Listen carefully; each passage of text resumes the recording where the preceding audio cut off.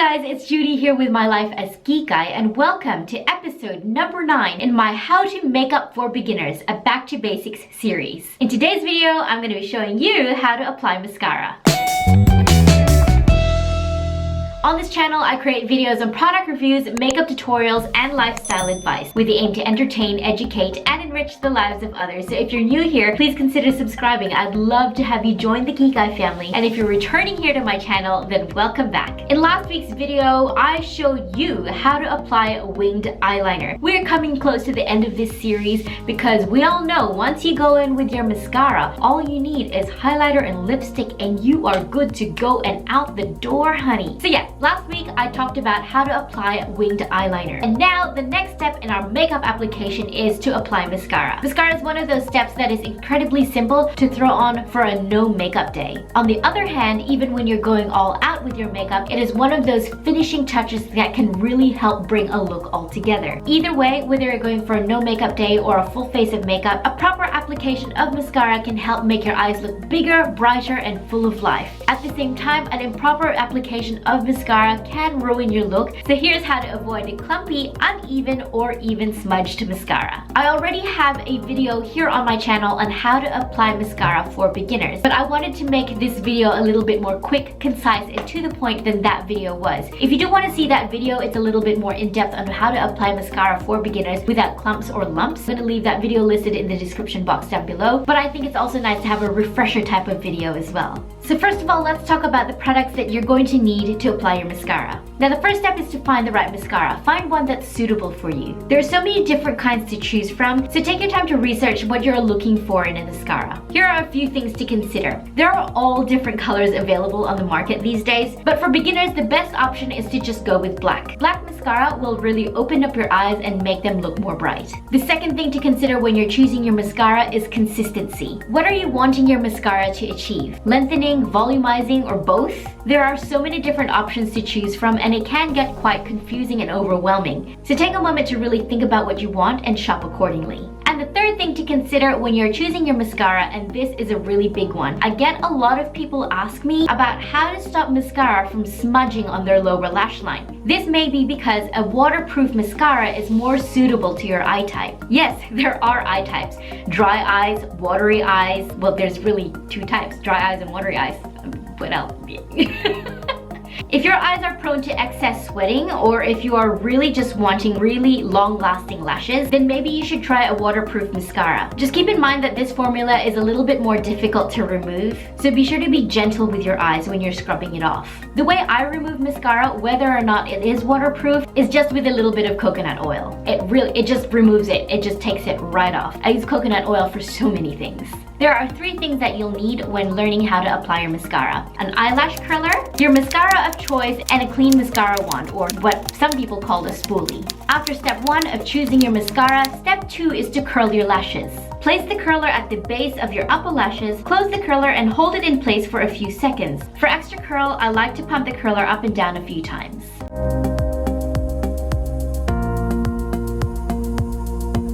Step number 3 is to pick up the product on your applicator. Swirl the wand around to coat the bristles properly. Avoid pumping your wand into the tube repeatedly because this pushes air into the tube and makes it dry out faster and introduces bacteria into the product.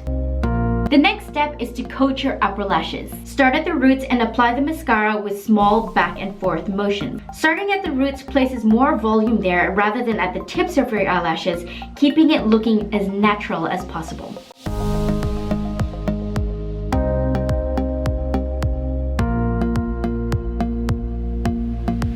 Now step number 5 is to coat your lower lashes. Here's just a small tip. If you are using the same one that you used on your upper lashes, but it's a little bit too big for the shorter lower lash line, when you pick up your product, just scrape off the excess on the tube so it doesn't smudge everywhere when you're applying on the lower lash line. Because your lower lashes are generally sparser and shorter, you may want to switch to a different mascara or use a different wand applicator that has a smaller bristle, but it's not necessary.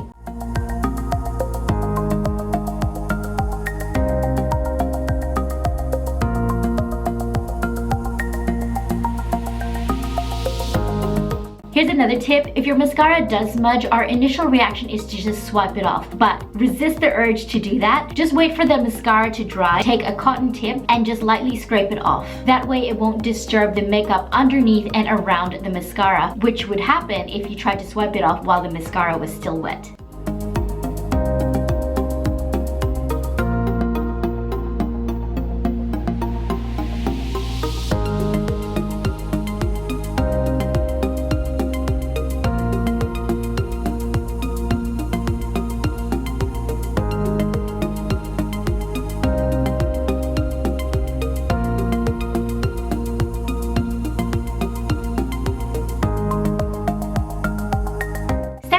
Is to brush out any clumps if you have any using that spoolie. If you have lashes that are sticking together, you can brush them out with a spoolie or a clean mascara wand.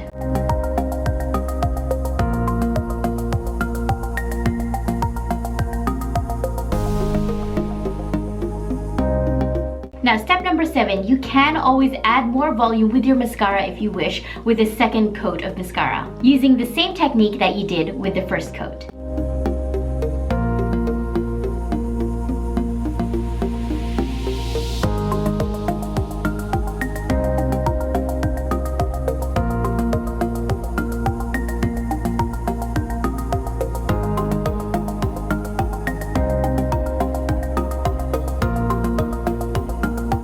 Number 8, if you have stumpy eyelashes like I do that refuse to hold a curl most of the time, then you can go in with a second pump of your eyelash curler. But first, very importantly, and hear me out here, let your mascara completely dry before going in again with your eyelash curler. This extra step of recurling your eyelashes after the application of mascara is completely optional, but if you do decide to do it, then make sure that your mascara is completely dry first. The reason for that being is that if you go in again with your curler while your mascara is still wet, when you press it down, the mascara can stick to the curler and actually rip out your eyelashes. And ain't nobody got time for that.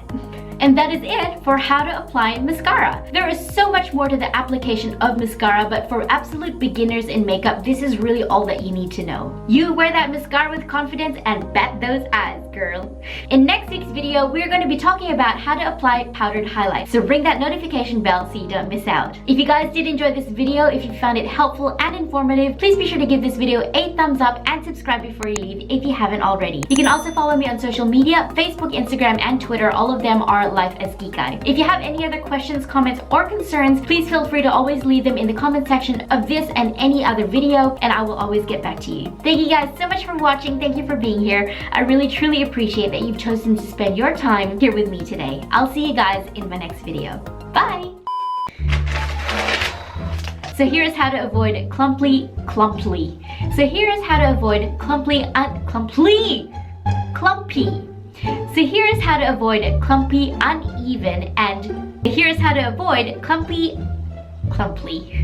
So here's how to avoid clumpy. It's a word now. We're making up words now. So here's how to avoid clumpy, uneven. Black mascara rule. For extra curl, I like the pump. Now, if you have stumpy eyelashes like I do that are now, the reason for that is because if you go in with your